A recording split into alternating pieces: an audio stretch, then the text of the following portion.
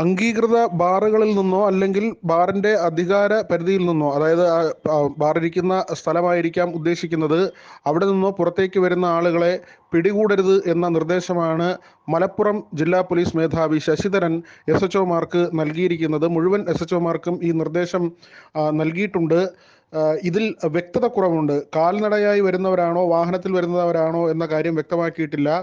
കാൽനടയായി വരുന്നവരെ, അതായത് മദ്യപിച്ച് ബാറിന് പുറത്തേക്ക് നടന്നു വരുന്നവരെയും പോലീസ് പിടികൂടുന്നു എന്ന വ്യാപക പരാതി ഉണ്ടായിരുന്നു. അത് ബാറുകൾക്ക് മുന്നിലെ പരിശോധന, പട്രോളിംഗ് പോലീസ് തുടങ്ങിയ സംഘങ്ങളെല്ലാം തന്നെ ഇങ്ങനെ പിടികൂടുന്നു. അത് മേധാവിമാർ നൽകുന്ന നിർദ്ദേശമനുസരിച്ച് കോട്ട തികയ്ക്കുക എന്ന ഒരു വലിയ വെല്ലുവിളി പോലീസ് ഉദ്യോഗസ്ഥർക്ക് മുന്നിലുണ്ട്. അതുകൊണ്ട് തന്നെ അത് അലിഖിതമായ ഒരു കാര്യമാണ്. പക്ഷെ മദ്യപിച്ച് പോകുന്നവരെ ഇങ്ങനെ പിടികൂടുക എന്ന ഒരു നിർദ്ദേശം പലപ്പോഴും മുകളിൽ നിന്ന് വരാറുണ്ട് എന്ന് പോലീസ് ഉദ്യോഗസ്ഥർ തന്നെ പറയാറുള്ളതാണ്.